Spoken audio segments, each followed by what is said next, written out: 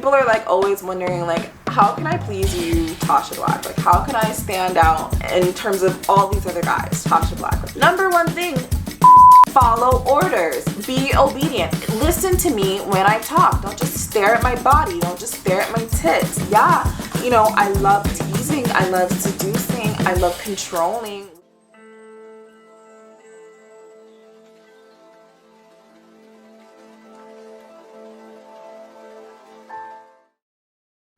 Hi guys, it's me, Tasha Black. Welcome back to my YouTube channel. Like, subscribe, and comment. You know the deal. Most importantly, have you joined my YouTube membership yet? Because if you didn't know, you're getting exclusive content that you cannot get literally anywhere else. I'm posting content I'm not posting on Twitter. I'm not posting it on Reddit. I'm not even posting this stuff in my ONLYFANS, bro.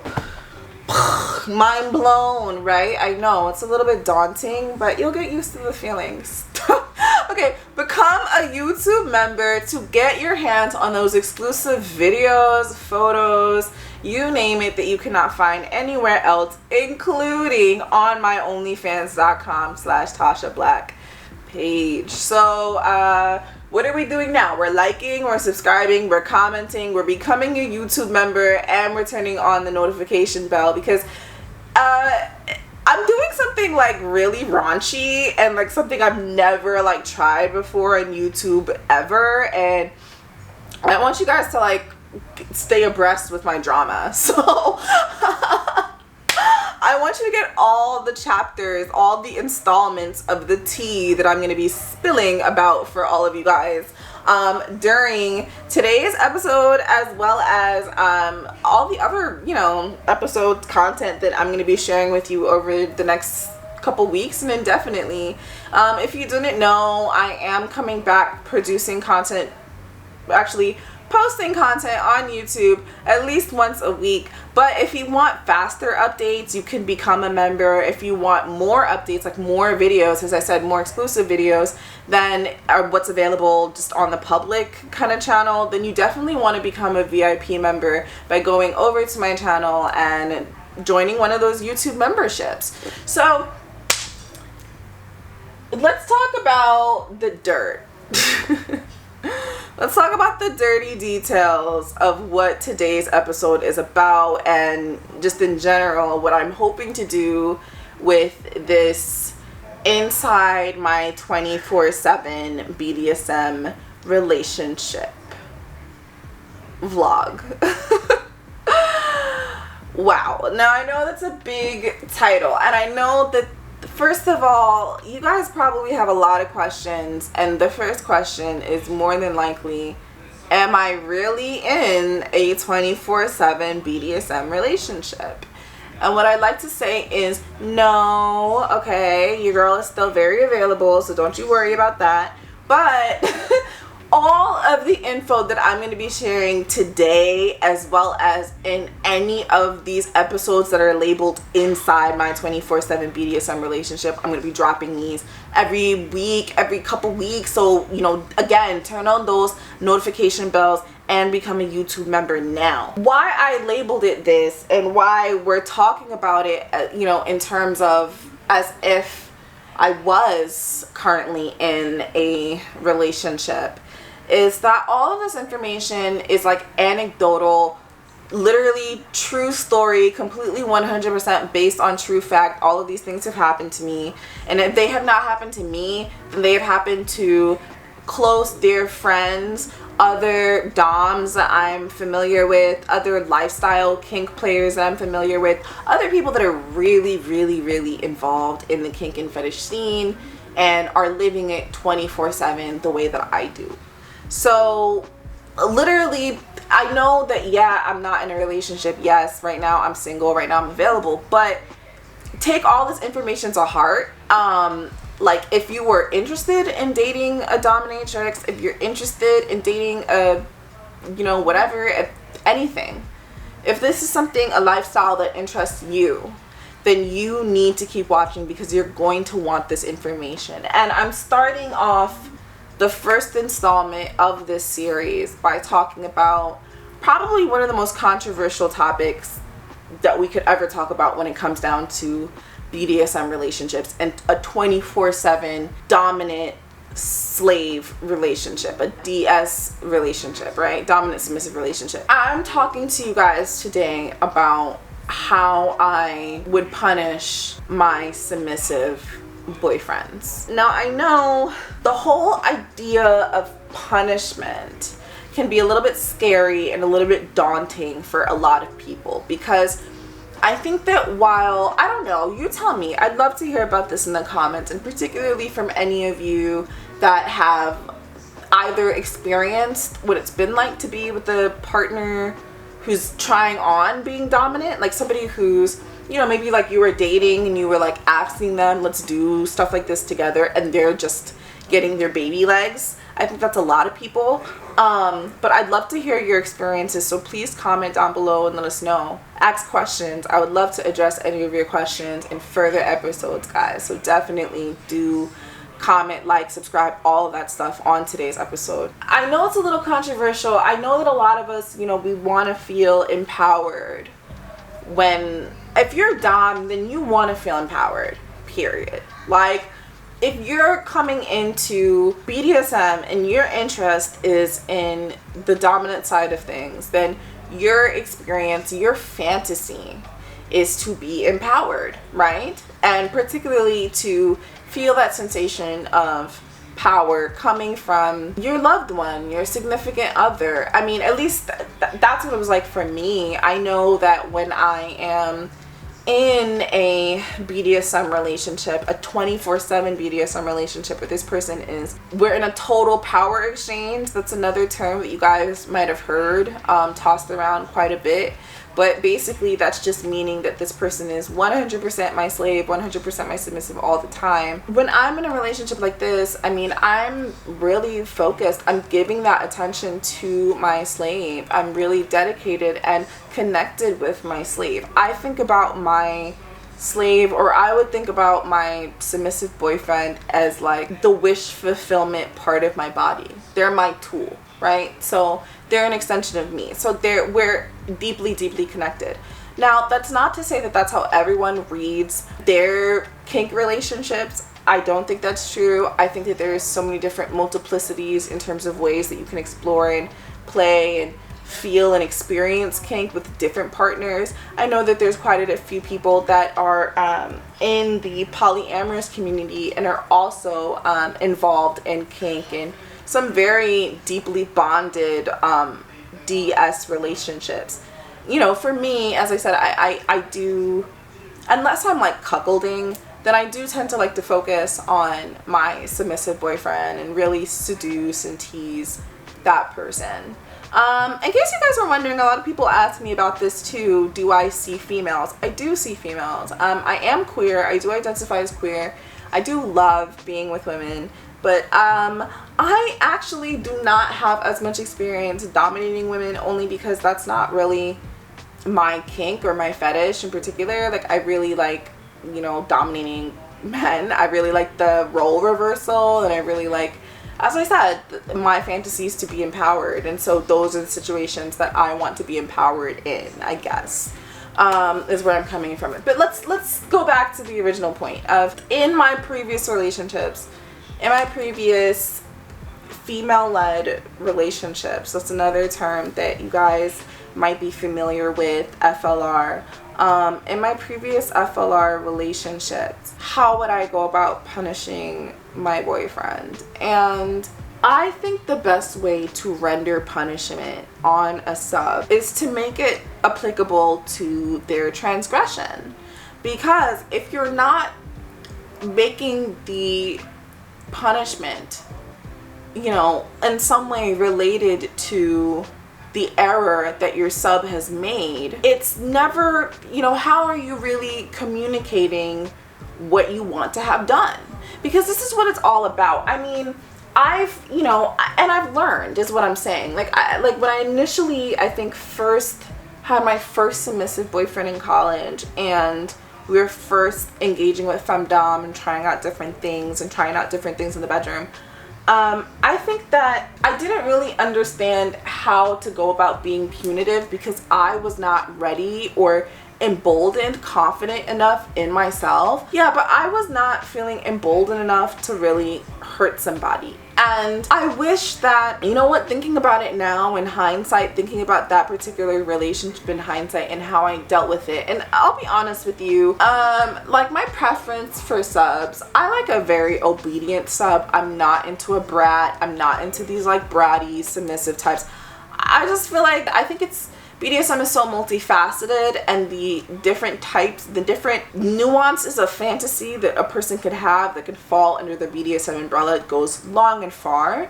So I do understand, you know, where the brattiness thing kind of comes from and so on and so forth. But for me, it's not to my taste, right? I love an obedient man. I say this all the time. People are like always wondering like, how can I please you, Tasha Black? Like, how can I stand out in terms of all these other guys, Tasha Black? Like, how do I please you, mistress? Number one thing, follow orders. Be obedient. Listen to me when I talk. Don't just stare at my body. Don't just stare at my tits. Yeah, you know, I love teasing. I love seducing. I love controlling with my sexuality. Yeah, now execute what I've told you to do. It's that simple. That's how you have a total power exchange, by following your mistress's orders. No bullshit, right? And I think that when I can't, you know, with that first relationship with my first submissive boyfriend, I can't really think about a time where he was like, you know, egregiously transgressed or something and there was a huge need to punish him. But I do think in hindsight, maybe if I was a little bit more, you know,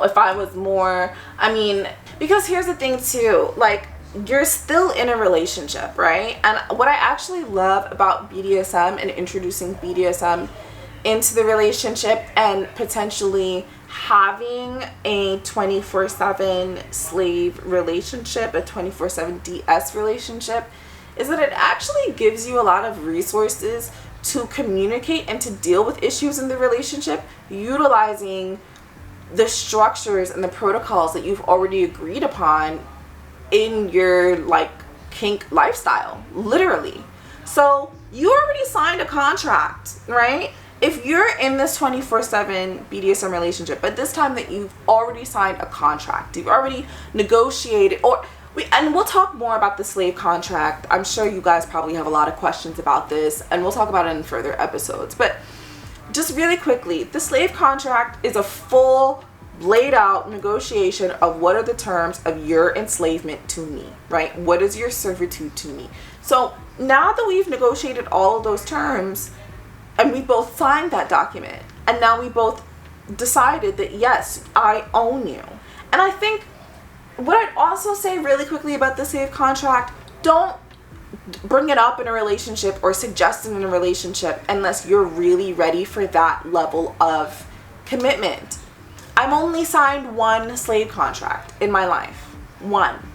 And I am, you know, I have tons of subs, tons and tons of subs. And if you guys didn't know, I absolutely love playing with my online subs on onlyfans.com/Tasha Black. It's my favorite way to interact with subs online, long distance. I do a lot of video sessions, chat sessions, a lot of daily games and tasks and teasers to keep you focused on pleasuring your mistress. And it's absolutely such a good time, and particularly if you're not able to access me, you know, otherwise, it's a great way to introduce yourself too. So definitely check out onlyfans.com/Tasha Black if you're interested in becoming an online sub to me. But for all of the online subs that I have, and as much as I love you guys so much, I've only signed one slave contract. So really, that's to say I would not recommend it to anybody unless they're really ready for that level of full power exchange, total power exchange, complete 24/7 DS relationship. And if your slave can agree to that as well, because now let's go back to the punishment terms.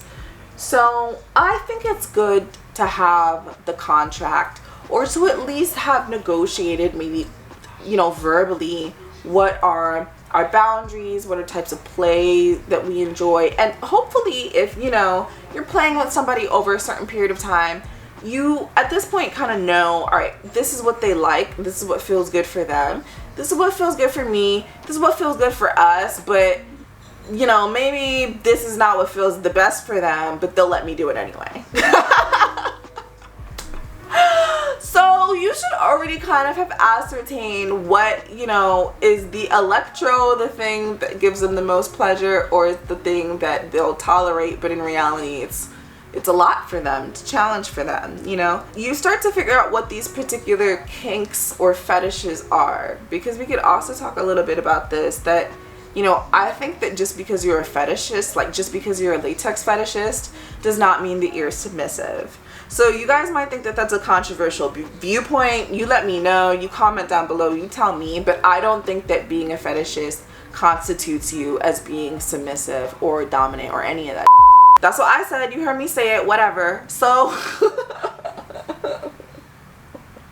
I said it. So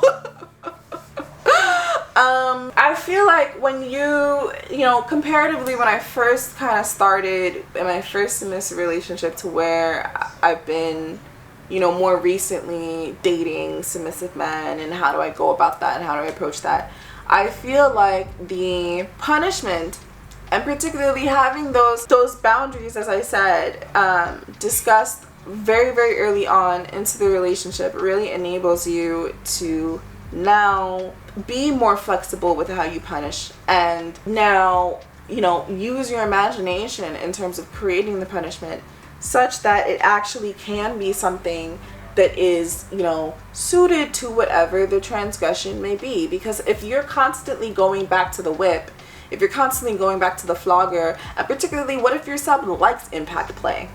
Okay, if you're constantly going back to these tired, outdated, kind of like secretary 50 Shades of Grey versions of how you punish a sub, I don't think they'll ever actually, you know, learn. And ultimately the goal of, I think, any total power exchange, any 24/7 BDSM relationship, anything like that, is to train the person so they are 100% suited to your fantasies, your desires, your tastes as a dominant. That's the whole point of having a slave, period, right? So now, you know, maybe where earlier, as I said, it's very easy, and I think a lot of people tend to go towards these impact play toys, or maybe spanking or something like that, which is another fetish. So you could be doing this and the person's so pleasured and you think that you're punishing them. You're not punishing them. You're not punishing them, okay? So I'll leave things off with an anecdote, and hopefully maybe you guys can utilize this. And again, if you have any questions about how you might want to approach this in your own BDSM relationships, or if you have any questions about how, you know, maybe you can interact a little bit more with me and get that discipline from me, then definitely send me a message on onlyfans.com/TashaBlack, and we'll talk about this way more in way more detail than we can talk about it on YouTube.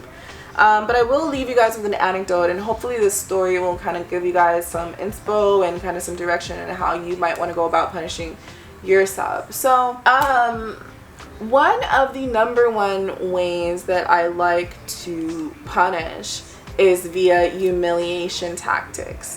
I think that humiliation is a really good way to kind of impart a lesson on somebody. It's usually very impactful, very influential, and the person doesn't typically forget. And that's kind of what you want with the punishment. You don't want them to forget.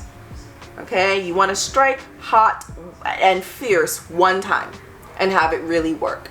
So I like to do a lot of humiliation punishments, and sometimes, you know, I did have a boyfriend that was, I guess, very interested in forced bi and very interested in like closeted like gay relations, which I love, by the way. I think that's super hot. Like guys that like guys, love you. Oh my god. more of you, please.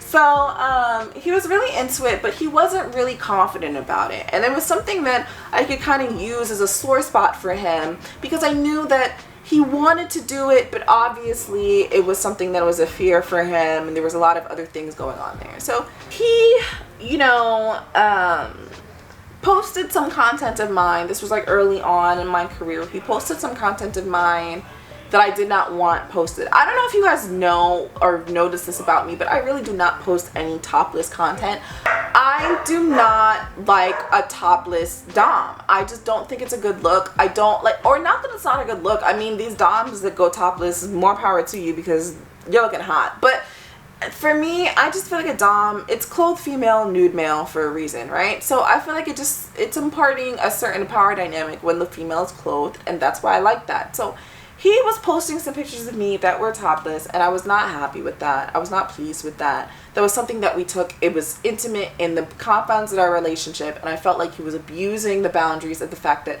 yes, I am a celebrity dom, and is now just, you know, sending this content out to the world for his pleasure.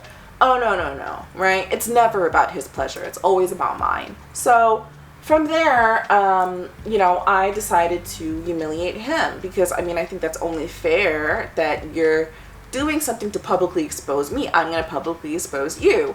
So I posted a variety of photos.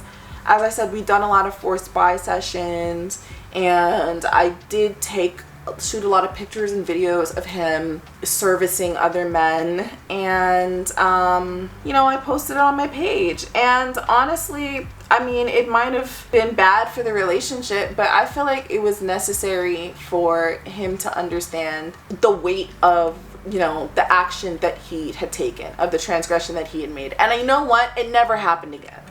So, you know, I'm gonna end off the video for here, guys. I've already talked so much.